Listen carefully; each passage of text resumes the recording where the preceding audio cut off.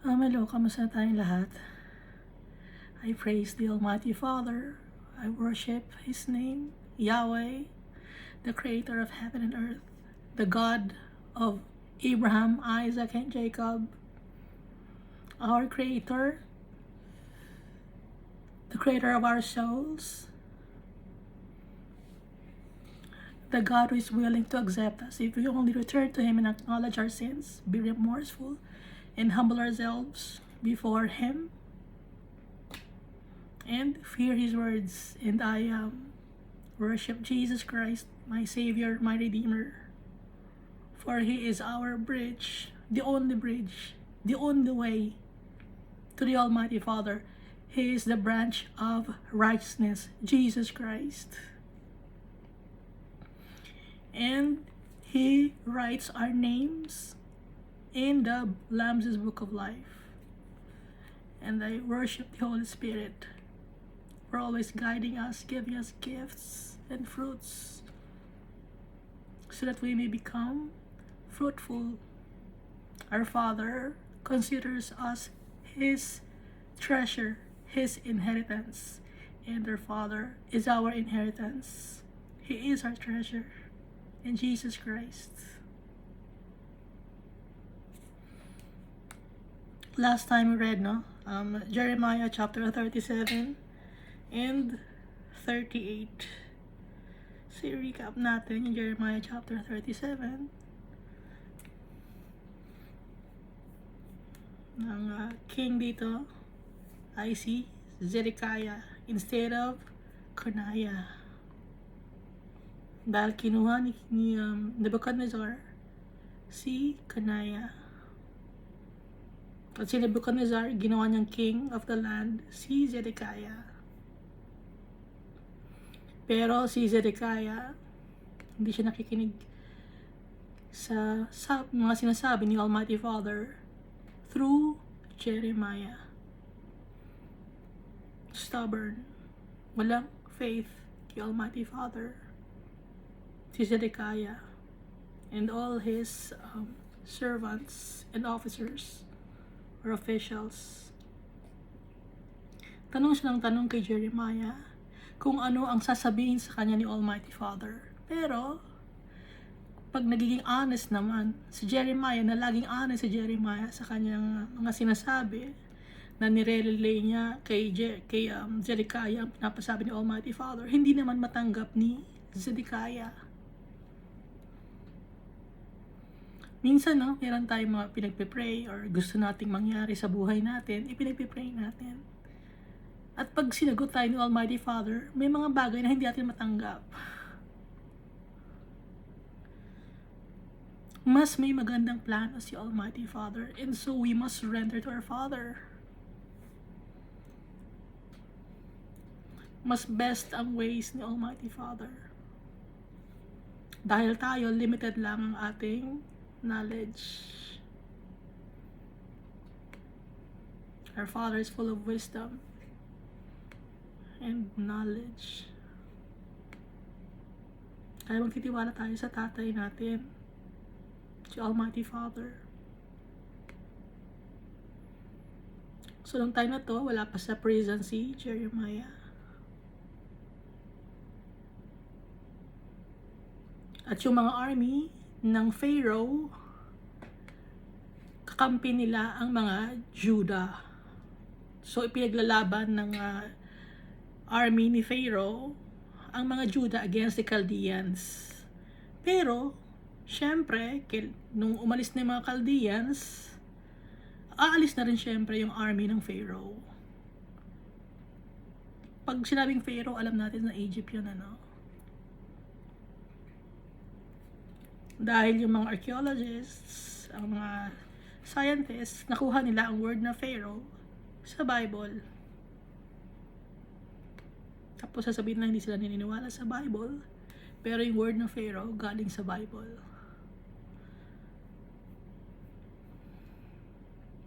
So, nung mga Egyptian na army nasa Jerusalem, talo ang mga Chaldeans. Pero pag umalis na yung Egyptian army, babalik naman ang mga Chaldeans or Babylonians. Another name for Babylonians, Chaldeans, no?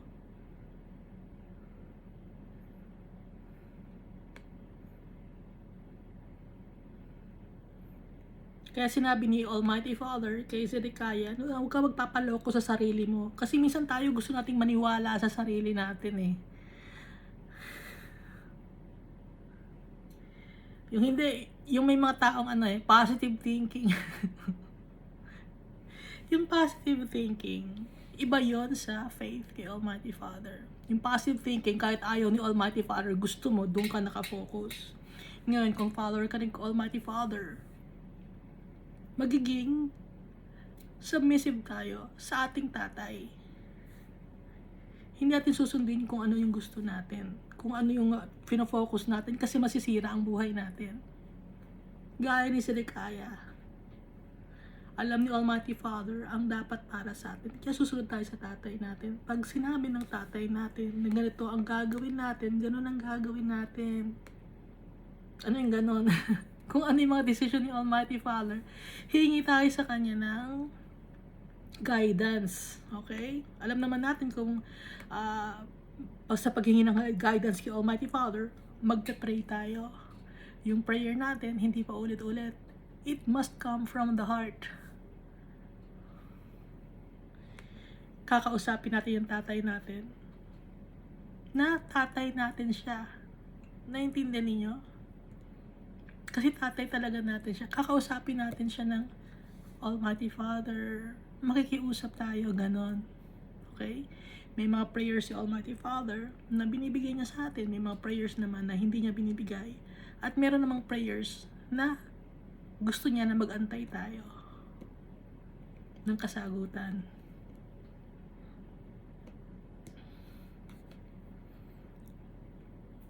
Kasi ang buhay natin dito sa mundo, testing site to.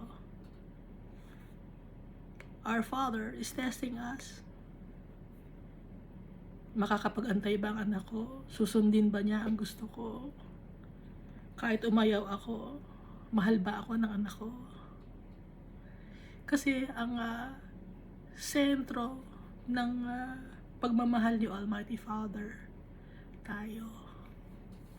Kaya ngayon, tayo dapat ang center din ng pagmamahal natin, yung tatay natin.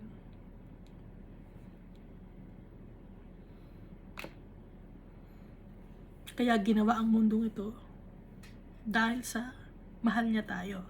Gusto niyang i-share yung kanyang pagmamahal sa atin. Kaya nang inilagay niya tayo dito sa mundo na to, lahat na ng mga kailangan natin nandito na sa mundo na to. Yung sun ang umiikot sa atin, hindi tayo ang umiikot sa sun.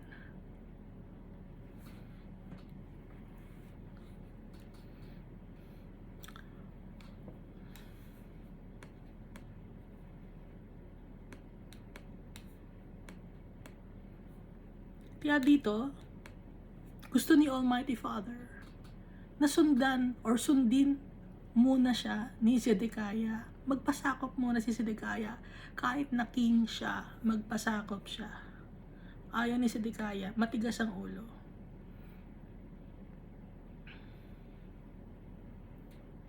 So, nung nag-aaway ngayon yung mga Egyptian armies at mga Chaldeans, umalis yung mga Chaldeans. Kasi nandun yung mga Egyptian armies. Ngayon, nakalabas ng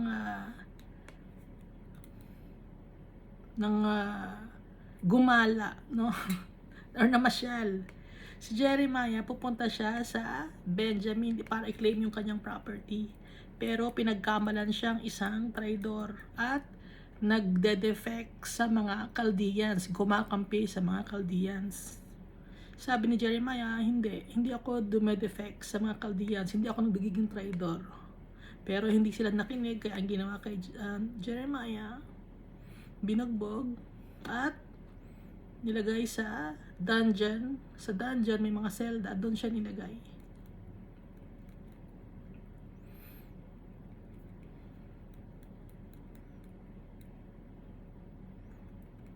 At nalaman yun ni Zedekiah, kaya pinatawag niya si Jeremiah secretly, no? Kung ano ang sinasabi sa kanya ni Almighty Father. Humingi pa rin ng advice si Zedekiah. Ganoon pa rin ang sinasabi ni Jeremiah na pinapasabi ni Almighty Father na dapat siyang magpasakop kay Almighty Father. Kung ano ang sinasabi ni Almighty Father, yun ang nasundin ni Zedekiah. Ilang beses yon na nagsisik siya ng help from the Almighty Father through Zedekiah, through Jeremiah, pero matigas ang ulo ni Zedekiah. So si Jeremiah inilipat ng prison, sa court prison, at bibigyan siya ng tinapay dahil mamamatay siya sa dungeon dahil pinagkamalan siyang isang traitor or traitor. Dito sa Jeremiah chapter 38 naman,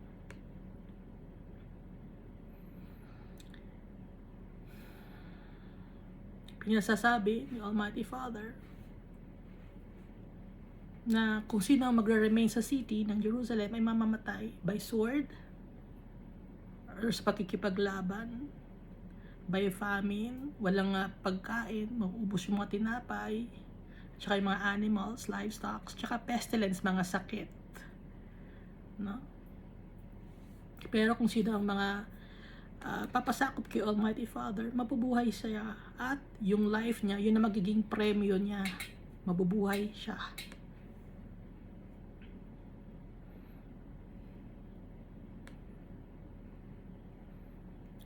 So hindi maintindihan ng mga tao bakit kailangan nilang magpasakop sa mga Chaldeans.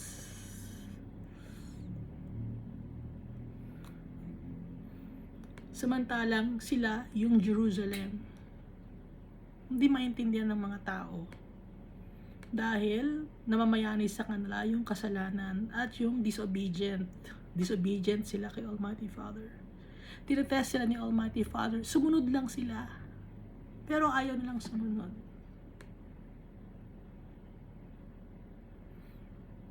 So nung nasa kulungan si Jeremiah, tinulungan siya ni Ebed-Melech na isang Ethiopian, na isa sa mga eunuchs. Si Almighty Father, gumagamit siya ng mga tao, may kinakausap siya ng mga tao para tulungan ng kanyang mga servants. Up to now, ganun ang ginagawa ni Almighty Father. Tinutulungan niya ang mga tao na mahal niya ni Almighty Father, sumusunod sa kanya nang walang kapalit. Kasi ang mga tao ngayon, pag tumutulong, nag-aantay ng kapalit, no? Walang kapalit na maibibigay si Jeremiah. So ang magbe-bless sa tao na tumulong kay Jeremiah ay si Almighty Father. Dapat ganoon ang laging iisipin natin.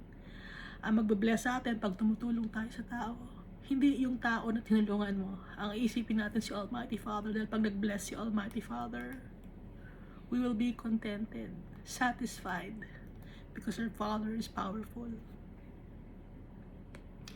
So si Ebed-Melech, no? Nung itinapon sa putikan na dungeon sa ilalim si Jeremiah, si Ebed-Melech ang nakiusap sa king kay Zedekiah na mamamatay si Jeremiah pag iniwan sa dungeon, na ilalim na dungeon na putikan. Malapot yun na putik, hindi maiinom, hindi mabibigyan ng pagkain si Jeremiah, at mamamatay siya ron. Kaya kumuha ng mga lumang rags tsaka lumang mga damit, pinagtali-tali, ginawang padding para kay Jeremiah, at ginawa na rin tali para hilahin siya.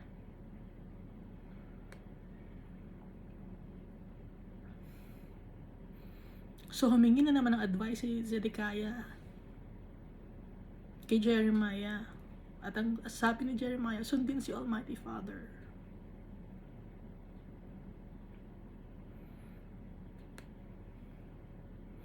Pero matigas pa rin ang ulo.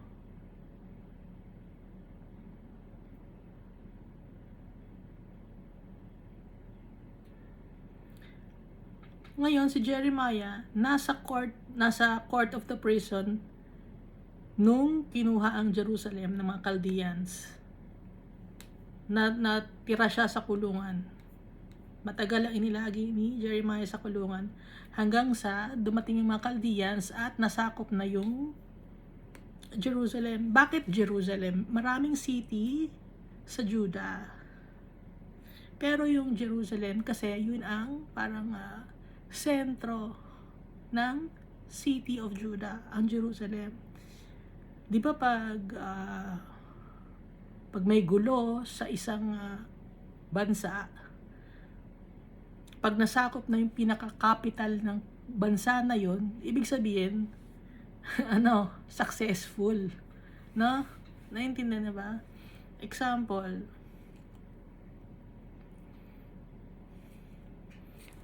pag yung sentro ng economy ang nasira, na example, New York, or yung nangyari dati, New York pa yon, yung Twin Towers. Nalimutan ko na kung New York yun eh.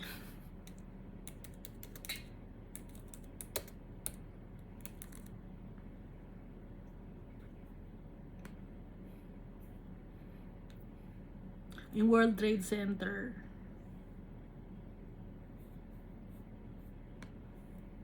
New York nga, no? Malilimutin kasi ako. Pag ang New York or yung pinakasentro ng economy ang nasira, ibig sabihin, powerful yung nanakop sa'yo. Okay? Pero kung sa mga lugar-lugar na probinsya lang or sa mga state lang, tapos liblib na lugar, hindi powerful ang ibig sabihin. Ngayon dito, ang Jerusalem ang nasakop. So ibig sabihin, powerful ang Chaldeans. Bakit powerful ang Chaldeans? It is because of the Almighty Father. Inallow ni Almighty Father yun for the Jews to repent, to go back to the Father. Hindi naintindihan ng mga tao. Kahit tayo, may mga trials and the tribulations tayong pinagdadaanan to cause us to go back to our Father. Baka sabihin niyo, I'm already a Christian, naniniwala na ako kay Almighty Father. Pero bakit nakakaranas pa rin ng trials and tribulations? It's a test. Kaya nga, diba, refined in silver, tested in gold.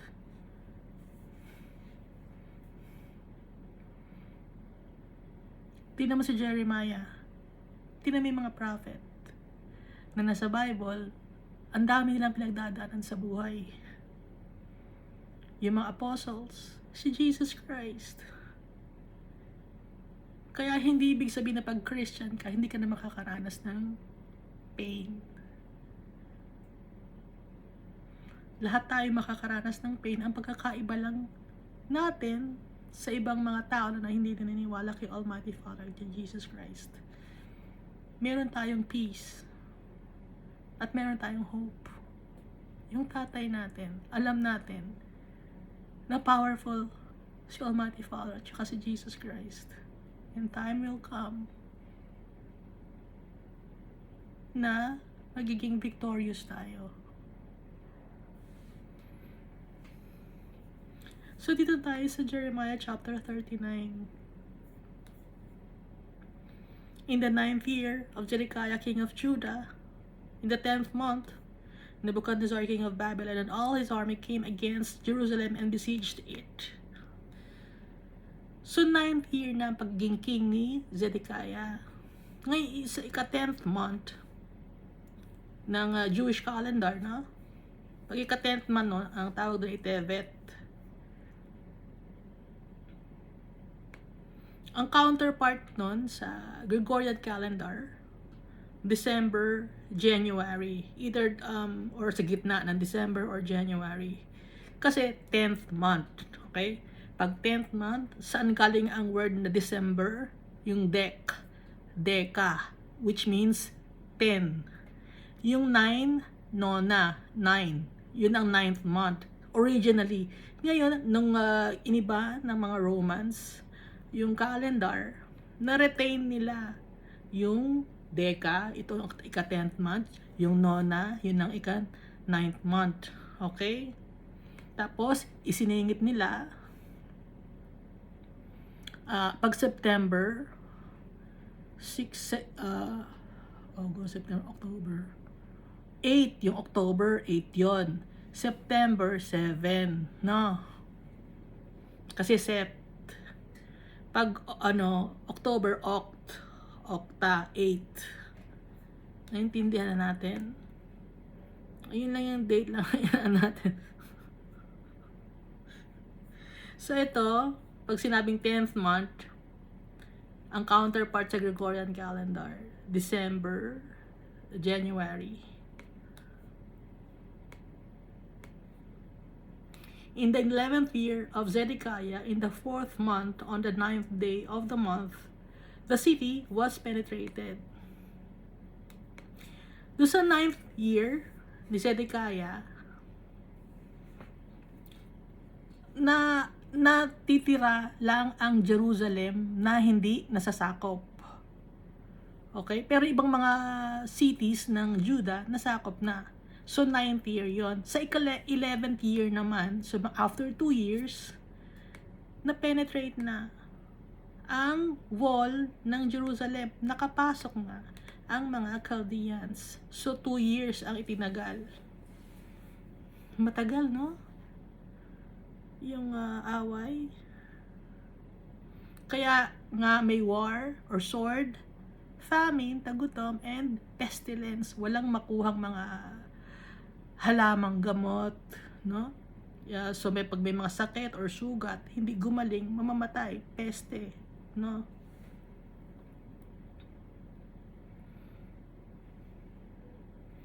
Pag sinabing 4th month naman, yun naman yung pag sa Jewish calendar, yun naman ang Tammuz.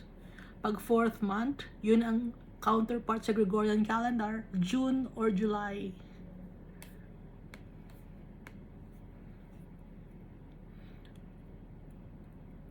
Doon naglalaro June or July. Kaya nga laging dalawang month December or January, November or December, ganon.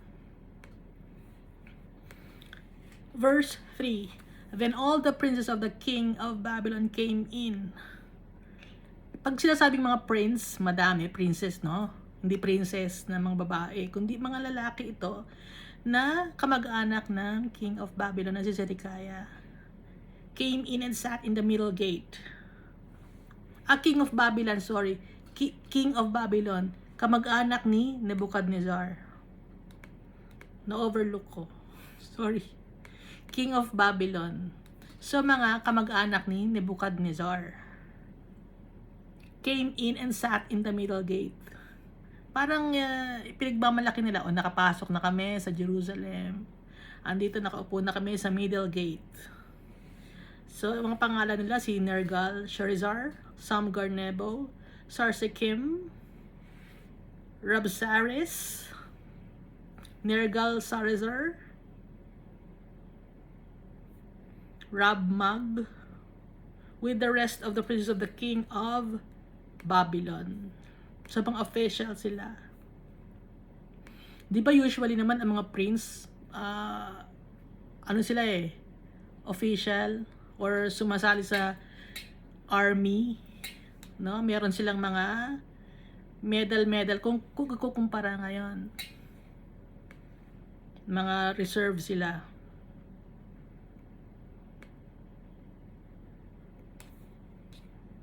Yung iba, pero yung iba active. So may mga counterpart ngayon to, like yung sa Queen of like yung sa sa King of Wales, 'di ba yung mga anak niya mga soldier din yun nakikipaglaban din yun, yung anak ni Prince Charles, pati yung kanyang kapatid, 'di ba, sa naman, ba't tayo napunta doon? Inaano ko lang, ha? Ini-elaborate ko lang para maintindihan. Verse 4. So it was when Zedekiah, the king of Judah, and all the men of war saw them, They fled and went out of the city by night, by way of the king's garden, by the gate between the two walls, and he went out by way of the plain, or the Araba, the Jordan Valley plain. So, since nakapasok na yung mga Babylonians or Chaldeans na mga prince, nakita nang nakaupo na sa middle gate.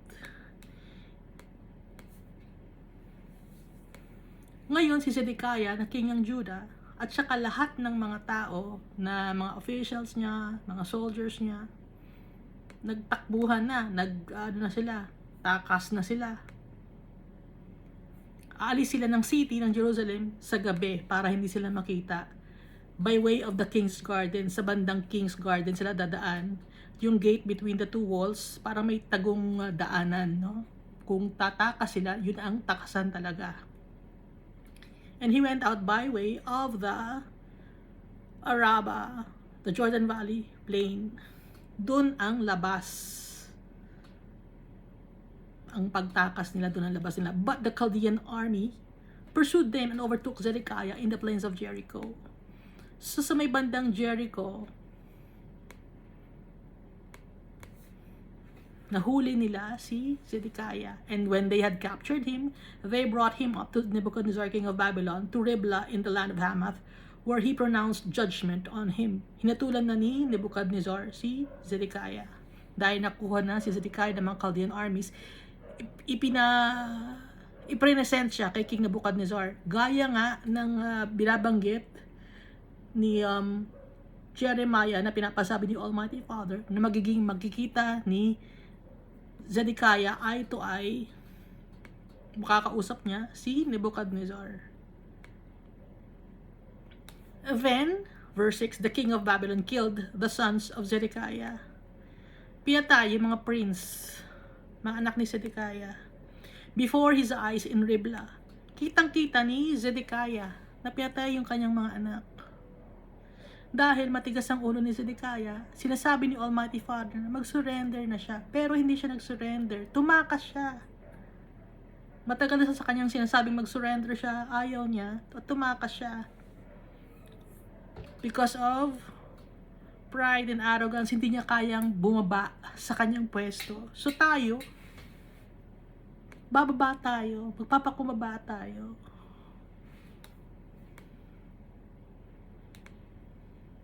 Dahil itong mundo na to, hindi ito para sa mga anak ni Almighty Father. Yung mundo ngayon na wicked world na kinabibilangan natin, itong Babylon ngayon, hindi ito mundo natin.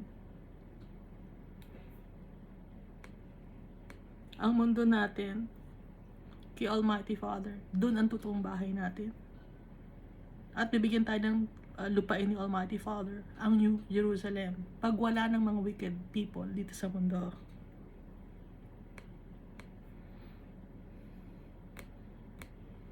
Pag nalinis na ni Almighty Father ang lupa na to. Kaya lagi tayo magpapasakop sa tatay natin. The king of Babylon also killed all the nobles of Judah. Lahat ng mga nasa high society or noble people ng Judah, pinatay din. Pinag-utos yon ng king ng Babylon. So wala nang kakampi si Zedekiah. Yung mga anak niya pinatay. Yung mga noble people sa Judah, pinatay din. Verse 7, moreover, he put out Zedekiah's eyes. Ano yung he put out Zedekiah's eyes? Tinanggal ang mata ni Zedekiah. Bound him with bronze chains to carry him off to Babylon. Itinali siya ng bronze chains. Nakakadena siya ng bronze. At dadalhin siya sa Babylon. Binulag si Zedekiah.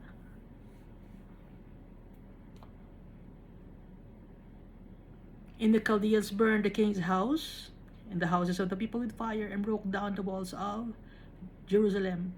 Yung wall ng Jerusalem, sinira na rin ng mga Chaldeans. pati yung bahay ng king, pati na rin ang bahay ng mga tao, gaya ng sinabi ni Almighty Father.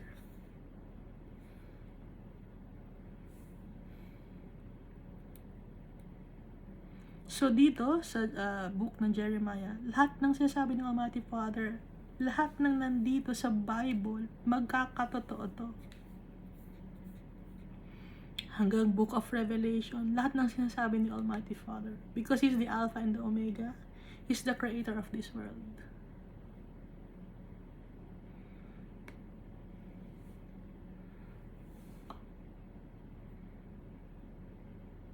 Then, Nebuzaradan, sorry, ang haba ng pangalan, Nebuzaradan, the captain of the guard, carried away captive to Babylon the remnant of the people who remained in the city and those who defected to him with the rest of the people who remained. Dinala lahat ng mga tao. Ginawang captive sa Babylon ang mga tao, yung mga natirang tao. Dahil di pa may mga first batch, second batch. Yung mga natira, dinala. Kasama na yung defected to the Chaldeans with the rest of the people who remained. Lahat na natira, dinala. Verse 10, but Nebuzaradan, the captain of the guard, left in the land of Judah the poor people who had nothing and gave them vineyards and fields on that day. Ano ang ginawa sa mga poor people? Hindi sila dinala. Ang dinala lang yung mga kaya. Yung may mga lupain, yung may bahay. Yun ang dinala. Pero yung mga poor people, yung mga slaves, yung walang-wala, itinira sa Judah. Hindi dinala. At ang ginawa ni Nebuzaradan, binigyan sila ng vineyard at fields. Nung araw ding iyon. O, kayo, mahihirap kayo, hindi na kayo dadalhin sa Babylon, ito na ang lupain ninyo. Yan, ano ninyo, magtanim kayo dyan.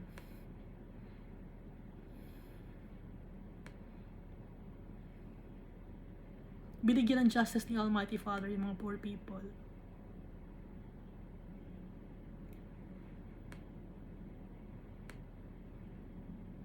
Verse 11, now Nebuchadnezzar, king of Babylon, gave charge concerning Jeremiah to Nebuzaradan, the captain of the guard.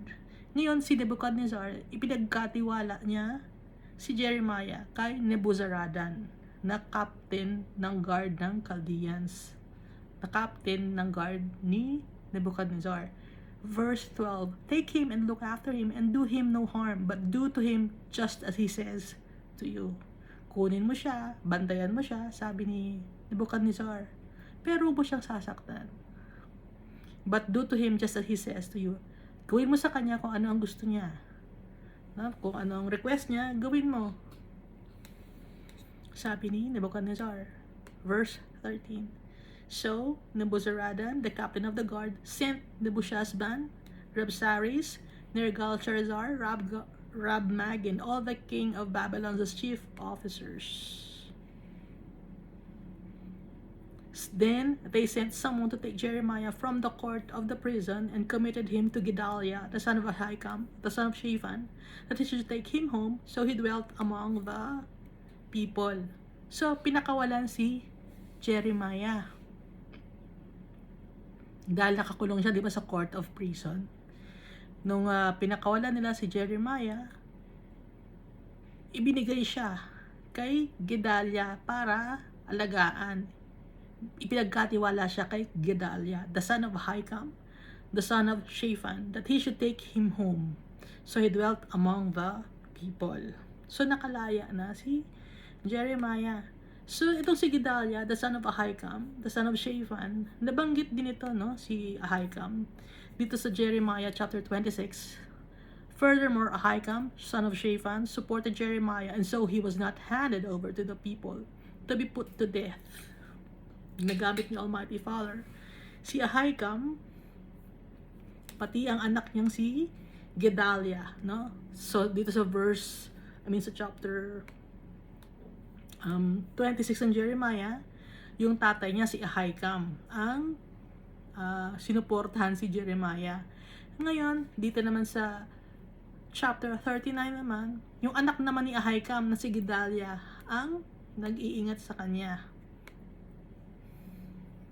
Naintindihan natin. Nakakasunod ba kayo? Nanonood ba sa akin?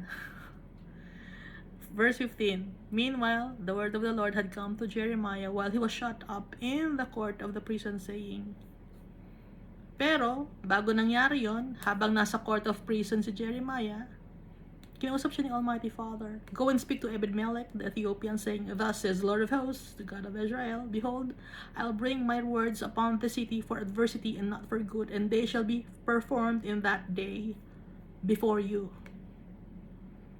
But I will deliver you in that day, says the Lord, and you shall not be given into the hand of the men of whom you are afraid. For I will surely deliver you, and you shall not fall by the sword, but your life shall be as a prize to you, because you have put your trust in me, says the Lord. So, ito yung message ni Almighty Father kay Ebed-Melech. Dahil, di ba, si Jeremiah, itinapon siya sa ilalim ng dungeon may putik.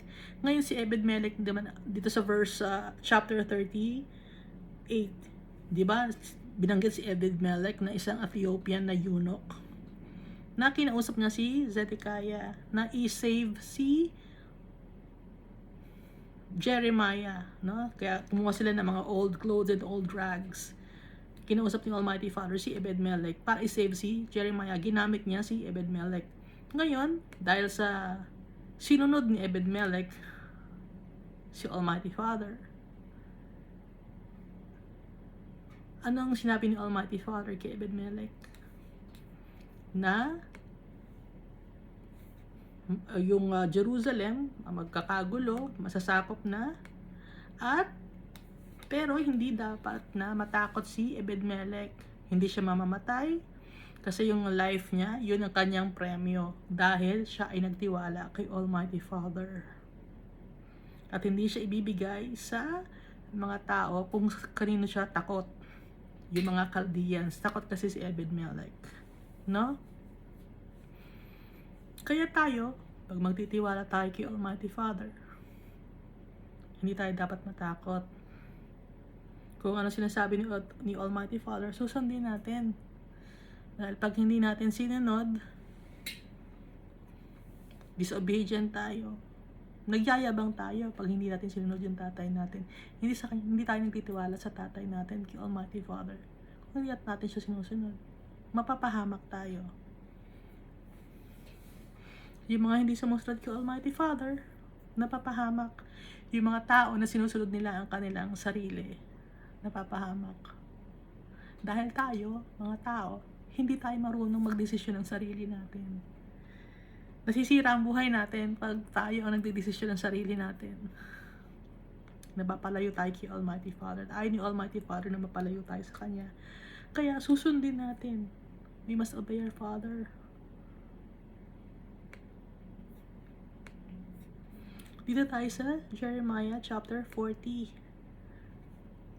The word that came to Jeremiah from the Lord after Nebuzaradan, the captain of the guard, had left him go from Ramah, when he had taken him bound in chains among all who were carried away captive from Jerusalem and Judah, who were carried away captive to Babylon. Kaya yung nakawala na si Jeremiah, no? Pinakawalan siya ni Nebuzaradan.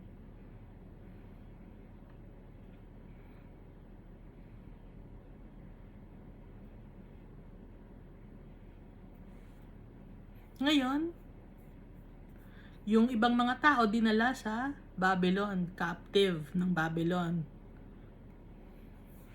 Pero sa verse 2, and the captain of the guard took Jeremiah and said to him, the Lord your God has pronounced this doom on this place. Sabi ni Nebuzaradan. Verse 3, now the Lord has brought it and has done just as he said, because you people have sinned against the Lord. Sabi ni Nebuzaradan, and not obeyed his voice, therefore this thing has come upon you. Kaya nangyari sa inyo ito. Hindi din niyo sinusunod si Almighty Father.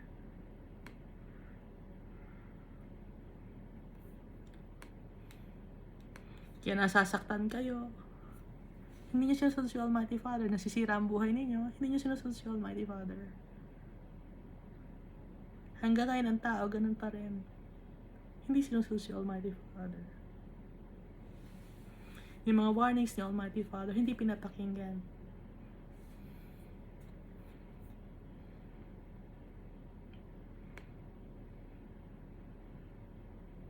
Kasi tayo, no, akala natin yung mga decision natin tama. Yung akala natin yun ang way para umasenso, para gumanda ang buhay natin. Yun ang sinusunod natin. Hindi natin nakikita yung way ni Almighty Father. Dahil wicked tayo. Gusto natin na kontrolado natin lahat. Gusto natin ng control. Hindi natin makokontrol ang mga nasa surroundings natin. Hindi natin makokontrol ang mga events, ang mga bagay, ang mga desires natin, yung mga dreams natin. Hindi natin makokontrol, hindi natin makukuha yon unless we become submissive to our Father. We obey our Father first. Even if we don't understand, our Father knows best. Verse 4, and now look, I free you this day from the chains that were on your hand. For if it seems good to you to come with me to Babylon, come and I will look after you. Kung gusto mo, sumama ka sa akin sa Babylon. Sabi ni Nebuzaradan kay Jeremiah, but if it seems wrong for you to come with me to Babylon, remain here. Pero kung sa tingin mo na mali para sa'yo na pumunta ng Babylon, sige, dito ka lang. See, all the land is before you. Wherever it seems good and convenient for you to go, go there. Kung saan mo gustong magpunta. Jeremiah, pwede ka magpunta. Sabi ni Nebuzaradan, kasi nga sinabi ni Nebuchadnezzar kay Nebuzaradan na gawin ni Nebuzaradan na sundin si Jeremiah kung ano ang gusto ni Jeremiah at wag siyang gawing captive. Verse 5. Now while Jeremiah had not yet gone back, Nebuzaradan said, go back to Gedaliah, the son of Ahikam, the son of Shaphan, whom the king of Babylon has made governor over the cities of Judah, and dwell with him among the people. Or go wherever it seems convenient for you to go. So the captain of the guard gave him rations and a gift, and let him go. Binigyan ng rasyon na pagkain, saka ng regalo, at pinakawalan si Jeremiah. Go back to Gedaliah, the son of Ahikam. So, si Ahikam, no? Ulitin natin. Siya yung nagsuporta kay Jeremiah para hindi siya i-hand over sa mga tao para patayin. Dito sa Jeremiah chapter 26. So, yung anak niya na si Gedaliah, yun ngayon ang governor ng cities sa Judah. Overall governor ng cities. Ibig sabihin madami. Judah, no? And dwell with him among the people. I'll go whatever it seems convenient for you to go. So the captain of the guard gave him rations and gift, and let him go. Verse 6. Then Jeremiah went to Gedaliah, the son of Ahikam, to Mizpah, and dwelt with him among the people who were left in the land. Kaya nag-decide si Jeremiah na magpunta kay Gedaliah, dun sa anak ni Ahikam, to Mizpah, at dun siya tumira. Verse 7. And when all the captains of the armies who were in the fields, they and their men heard that the king of Babylon had made Gedaliah, the son of Ahikam, governor in the land, and had committed to him men, women, children, and the poorest of the land who had not been carried away captive to Babylon. Ngayon, nung malaman ng mga captains ng army na nasa field, sila at ng kanilang mga tao, narinig nila na yung king ng Babylon ginawa si Gedaliah, na kalahi nila, na Judah, na ginawang governor, at pinagkatiwala sa kanya ang mga babae, lalaki at mga bata, at yung mga pinakamahihirap na tao sa Judah, hindi dinala sa Babylon. Verse 8. Then they came to Gedaliah at Mizpah.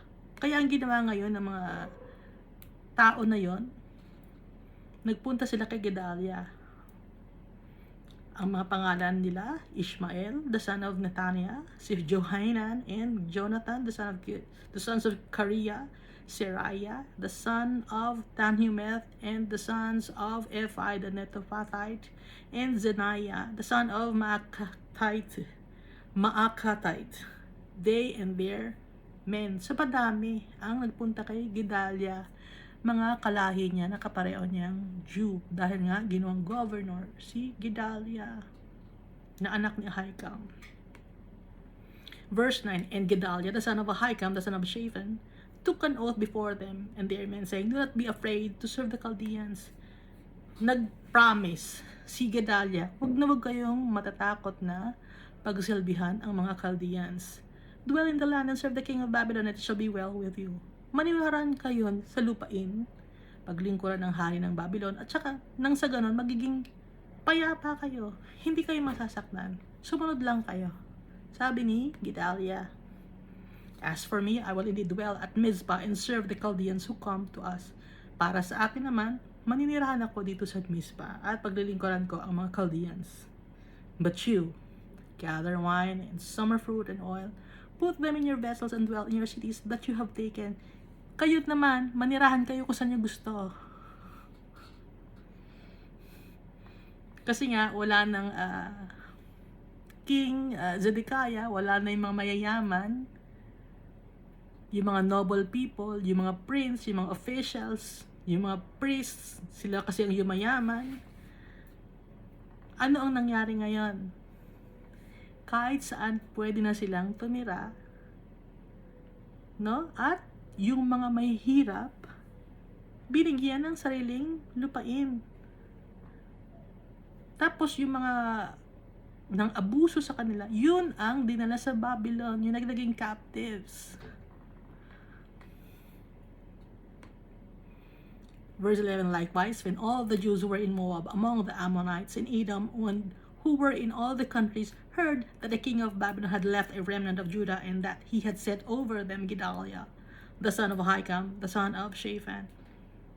Ngayon, merong mga Jews na nasa Moab at nasa Ammonites.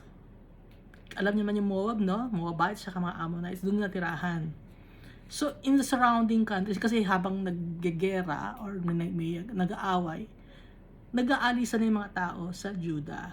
Kaya nagpupunta sila sa kalapit lugar, sa Moab, sa Ammonite, sa Edom, sa lahat ng countries who were in all the countries heard that the king of Babylon had left a remnant of Judah. Narinig nila na yung king of Babylon nag-iwan ng mga tao, ng mga Jew, sa Judah at ginawang governor si Gedalia na isa ring Jew. So ano ngayon ang ginawa ng mga tao na nakarinig ng balita? Verse 12, then all the Jews returned out of all the places where they had been driven. Bumalik sila and came to the land of Judah to Gedalia at Mizpah and gathered wine and summer fruit in abundance. Namuhay sila ng peaceful. Tumaka sila, pumunta sila ng Moab dahil nagkakagulo, nagpunta sila sa Ammonite, nagpunta sila sa Edom, sa lahat na kalapit na lugar. Pero nang makita nila at makarating sa kanila na balita na ang Jew na si Gedalia ang ginawang governor, bumalik sila at namuhay sila ng payapa. Nag-gather sila ng wine, naging normal yung buhay nila. Nawala na yung gera, nawala na yung sword, pestilence, tsaka yung famine. Verse 13, moreover, Johanan, the son of Kareah, and all the captains of the forces that were in the fields came to Gedalia at Mizpah. So, binanggit si Johanan, di ba? Or Johanan, the son of Kareah. Kapatid niya si Jonathan. And said to him, do you certainly know the Baalis, the king of the Ammonites, has sent Ishmael, the son of Nethaniah, to murder you? But Gedalia, the son of Ahikam, did not believe them. Binigyan ng heads up ni Johanan, son of Kareah, si Gedalia. Hindi mo ba alam? Kilala mo ba si Baalis, yung king ng Ammonites? Ipinadala niya si Ishmael, na anak ni Nethaniah, para patayin ka. Pero dahil sa itong si Gedalia is good-hearted person, gaya ng kanyang tatay, hindi siya naniwala. Kasi pag yung isa kang tao na hindi ka mahilig sa chismis, hindi ka mahilig sa mga usapin na mga walang pruweba, ganun. Hindi ka maniniwala na may planong masama sa'yo ang tao. Gaya na itong kay Gedalia, hindi siya naniwala na may planong masama sa kanya si Ishmael. Kasi ang pinapakita niya ay kabaitan, kabutihan, no? Gaya ng kanyang tatay na si Ahikam. Kabaitan, kabutihan ang pinapakita niya sa tao. Kaya hindi siya naniniwala na merong tao na gusto siyang patayin.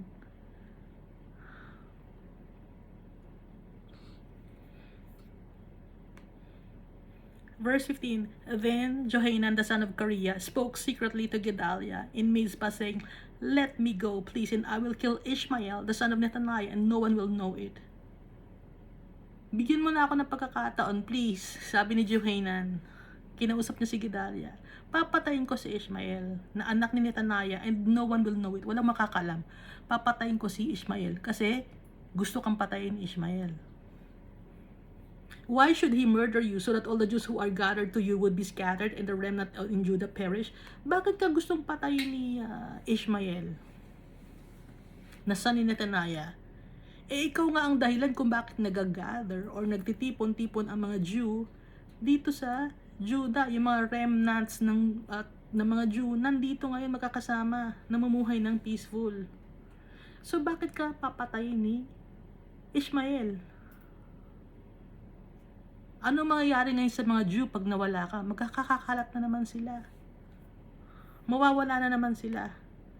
Yun ang reason ni Johanan kaya gusto niyang patayin si Ishmael. Dahil nga gusto patayin ni Ishmael si Gedalia. But, verse 15, Gedalia, the son of Ahikam, said to Johanan, the son of Kareah, You shall not do this thing, for you speak falsely concerning Ishmael. Hindi pa rin naniwala si Gedalia. Huwag mong gagawin na patayin si Ishmael.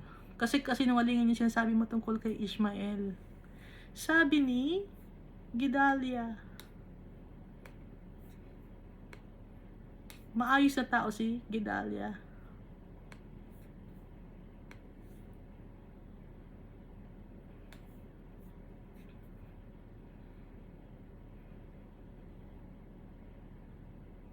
So dito tayo, no, para lang matapos natin yung kwentuhan tungkol kay Gedalia. Sa Jeremiah chapter 41.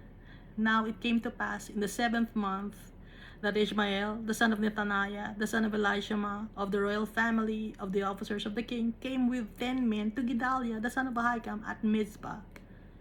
Kasama niya 10 men. Si Ishmael. And there they ate bread together in Mizpah. Kumain sila ng sama-sama ng tinapay sa Mizpah, sa lugar ni Gedalia. Then Ishmael, the son of Nethaniah, and the 10 men who were with him arose and struck Gedalia, the son of Ahikam, the son of Shaphan, with a sword, and killed him over the king of Babylon had made governor over the land. And killed him whom the king of Babylon had made governor over the land. Ishmael also struck down all the Jews who were with him, that is, with Gedalia at Mizpah, and the Chaldeans were found there, the men of war. So, totoo, yung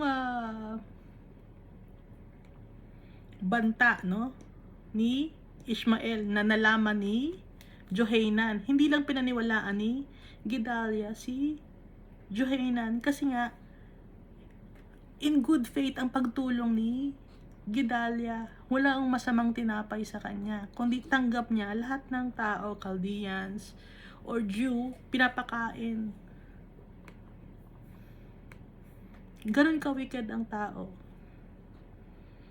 Noon, may mga wicked people na, mga traidor. Hanggang ngayon, may mga taong traidor pa rin.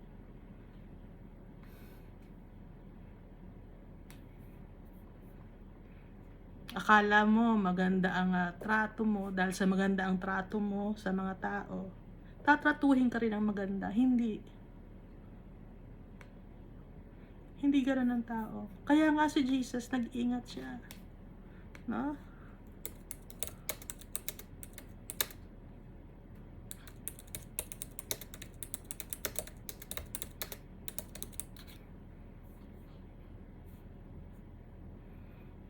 dito sa John chapter 2 verse 24 to 25.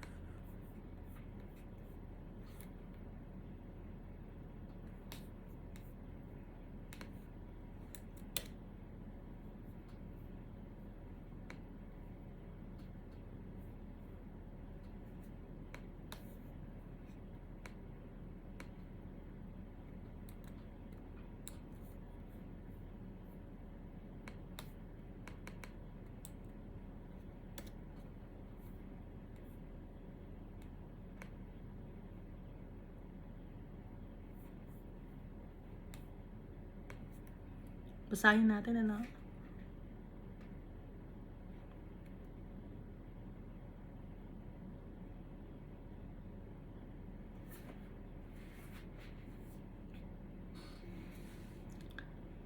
Umpisa natin sa John chapter 2 verse 13. When it was almost time for the Jewish Passover, Jesus went up to Jerusalem. In the temple courts, he found people selling cattle, sheep, and doves, and others sitting at the tables exchanging money. So he made a whip out of cords and drove all from the temple courts, both sheep and cattle. He scattered the coins of the money changers and overturned their tables. To those who sold doves, he said, "Get these out of here. Stop turning my father's house into a market." His disciples remembered that it is written, "Zeal for your house will consume me." Na nasa Psalm chapter 69 verse 9. And then sa verse 18, then the Jews responded to him, "What sign can you show us to prove your authority to do all this?" Jesus answered them, "Destroy this temple and I will raise it again in 3 days. Verse 20, they replied, "It has taken 46 years to build this temple and you are going to raise it in 3 days? But the temple he had spoken of was his body. After he was raised from the dead, his disciples recalled what he said, or what he had said. Then they believed the scripture and the words that Jesus had spoken."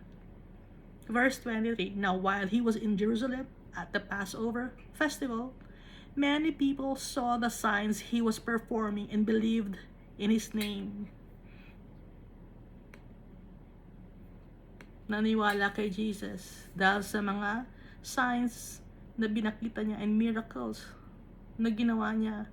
Kaya naniwala kay Jesus sa mga tao. But, verse 24, Jesus would not entrust himself to them, for he knew all people. He did not need any testimony about mankind, for he knew what was in each person.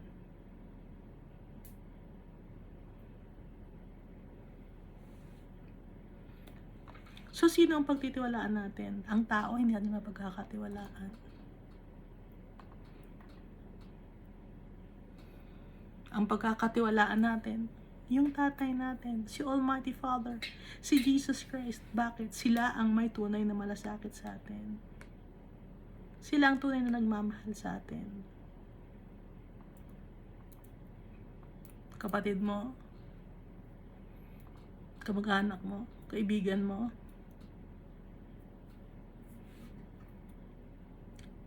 naging kapatid mo lang dahil pareho kayo ng pinanggalingan ng magulang. Naging kamag-anak mo dahil sa dugo, no? Naging kaibigan mo. Paano mo naging kaibigan? Dahil classmate mo ba? Kasama mo sa trabaho? Kasama mo sa trabaho, kakompetensya mo yun. Kung kasama mo sa trabaho, hindi mo kaibigan yun. Sa school, kakompetensya mo rin yun. At pag nag-reunion kayo, mag-uusap-usap. Sino ang yumaman sa magkakaibigan, sa magkakaklase? Competition pa rin. Ganun ang buhay. Ganun ang tao. So, sino ang pagtitiwalaan na natin na tunay na nagmamahal sa atin?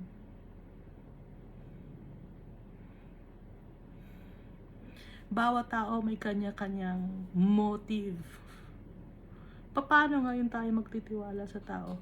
Una muna, pagtiwalaan natin si Almighty Father. At pag pinagtiwalaan natin si Almighty Father, yung mga tao, matatakot sila sa iyo. Dahil ang kasama mo, si Almighty Father.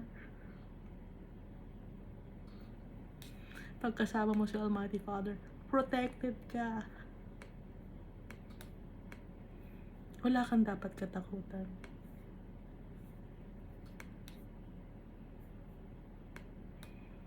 Kaya nakita natin dito, di ba?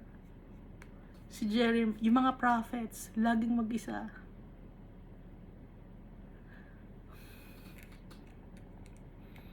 Yung mga apostles ni Jesus Christ, hindi naman talaga sila tunay na magkakaibigan. Pinagsama lang sila ni Jesus Christ, ang magkakapatid, no? Pinili ni Jesus Christ, like James and John. Pero bawat tao may sariling buhay, may sariling soul. At kaya tayo nandito sa mundo na to. Lahat tayo, anak tayo ni Almighty Father. Magkakapatid tayo. Pagdating dito sa mundo, naiiba tayo. Nagiging selfish tayo.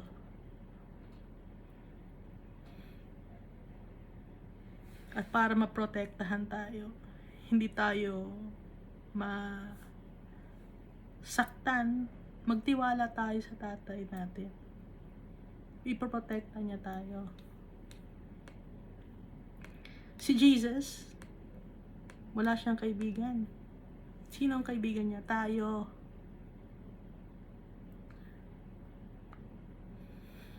Nung nagpabaptize siya, wala siyang kasamang barkada. Jesus, mag-isa lang siya.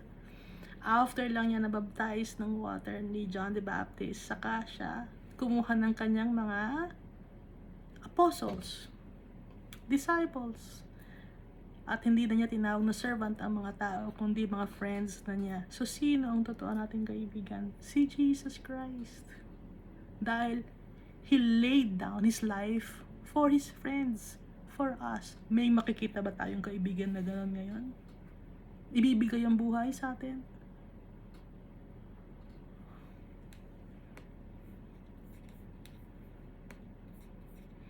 Kaya makikita natin dito sa Jeremiah, yung tatay natin, may malasakit sa atin. Sumunod lang tayo sa kanya. Tunay na pagmamahal. Ibibigay ni Almighty Father sa atin. Tunay na protection.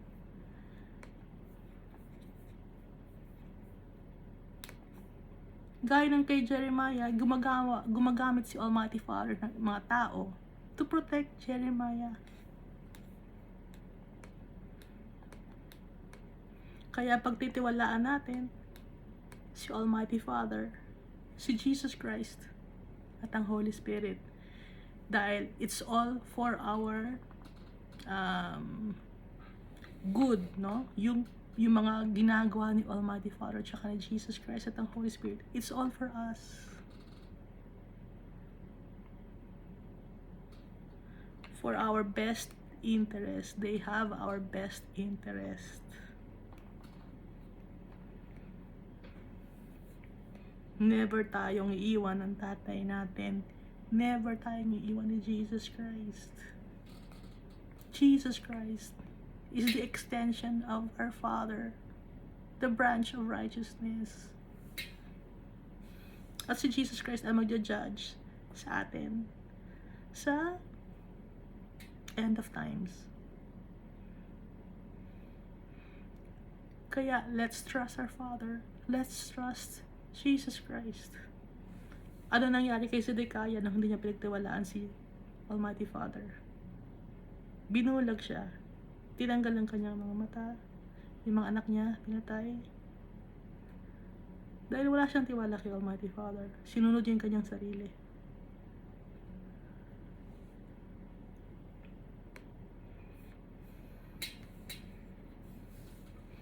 Ito namang si Gedalia.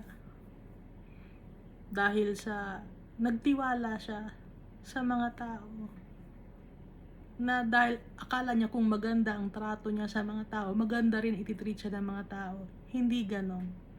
Dahil ang tao, iba ang isip. Wicked.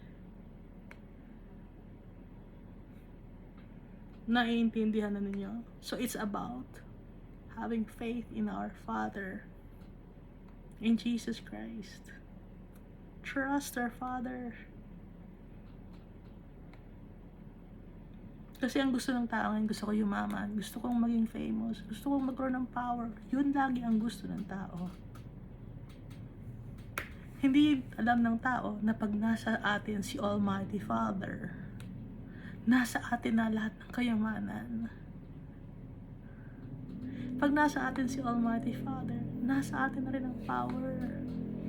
At bakit natin kakailanganin ng fame? Si Almighty Father dapat na maging famous. Siyang itataas natin ang pangalan ni Almighty Father tsaka ni Jesus Christ. Ang tunay na treasure, ulitin ko, si Almighty Father. Si Jesus Christ. At tayo ang kinoconsider na treasure ni Almighty Father ang kanyang inheritance. That's how much our Father loves us. Kayamanan ang tingin sa atin ni Almighty Father. Kayamanan niya. Thank you, and God loves us all so much.